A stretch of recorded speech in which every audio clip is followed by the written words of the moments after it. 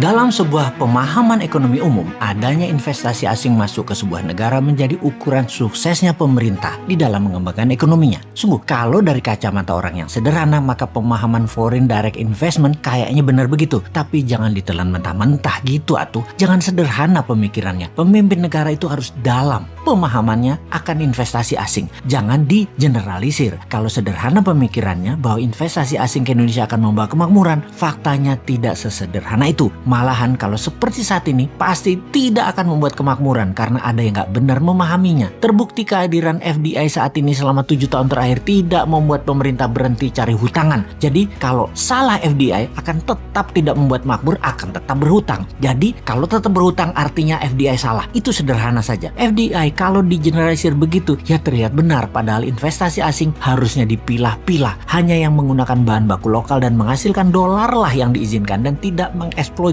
sumber daya alam bawah tanah. Begini kita menjelaskannya. Dalam aset nasional itu ada yang di atas tanah, ada yang di dalam tanah. Yang di dalam tanah itu harus 100% milik nasional. Yang di permukaan bolehlah FDI. Kalau di atas tanah seperti perkebunan, pertanian, industri jasa, properti, keuangan, dunia digital dan lain sebagainya silahkan. Tetapi mineral yang di bawah tanah tidak boleh digali untuk dijual mentah atau setengah jadi ke luar negeri. Harus 100% bahannya jadi dan harus 100% milik Indonesia. Atau untuk finish produk atau juga untuk memenuhi kebutuhan dalam negeri, dan FDI hanya boleh untuk mengerjakan finish produknya atau sesuatu yang di atas tanah deh, seperti jasa, teknologi digital, IT, bioteknologi, biomedical, biomining dan lain sebagainya untuk diinvestkan ke otaknya putra bangsa. Itu baru FDI boleh ribuan perusahaan masuk ke Indonesia. Itu baru boleh didukung. Misalnya Google, Netflix, Disney, Metanya, Facebook, Pfizer, biomedical, Hollywood, industri musik dunia, film, YouTube masuk, head office-nya ke Indonesia, masuk data centernya ke Indonesia, silahkan.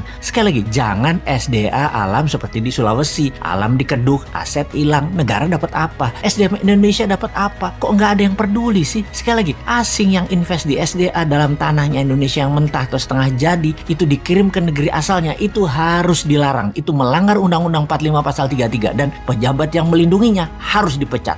Sekarang terbalik, asli terbalik. Uang asing, teknologi asing, tenaga kerja asing, bahan penunjang proyek asing, desain asing, Indonesia hanya keplok-keplok hore sama selfie-selfie, lalu viral-viral terlihat membangun dan negara akan menjadi makmur. Oke deh, anggap benar aja investasi asing di Indonesia saat ini seperti apa yang di mata banyak masyarakat pemuja pejabat yang serba bisa. Ternyata tidak banyak juga yang masuk investasi ke Indonesia ini dibandingkan negara lain, dan sudah sedikit jumlahnya dibanding negara lain, namun besar secara jumlahnya bagi Indonesia. Dan tepat sekali, karena mereka invest itu tujuannya satu, memiskinkan aset nasional sumber daya alam Indonesia. Dibandingkan di Singapura nih ya, investor masuk adalah sekitar $19.000 per kapita penduduk Singapura tahun lalu. Indonesia tuh hanya $100 per kapita investasinya, jauh dibanding Malaysia dan Vietnam yang hampir $300 per kapita investasi asingnya masuk tahun lalu. Sudah sedikit di Indonesia itu ngerusak, memiskinkan aset nasional lagi. Tapi itu kalau saya orang Jawa sih masih bilang untung. Untung nggak sama dengan Singapura, jumlahnya masuk $19.000 per kapita, masuk dan merusak. Wes,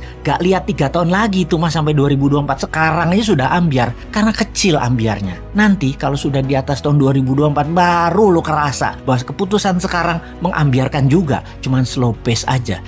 Jangan-jangan karena tahu bakal ambiar dan kalau yang dapat mandat bukan kroni mereka, bisa dipermasalahkan secara hukum mereka nantinya. Ya jadi harus diperpanjang deh jabatannya 3 kali atau harus yang jadi harus kroninya. Gitu ya? Mosok gitu sih? Katanya tidak gila jabatan, katanya rendah hati, nggak suka puja-puji. Kok mau 3 kali sih piye toh?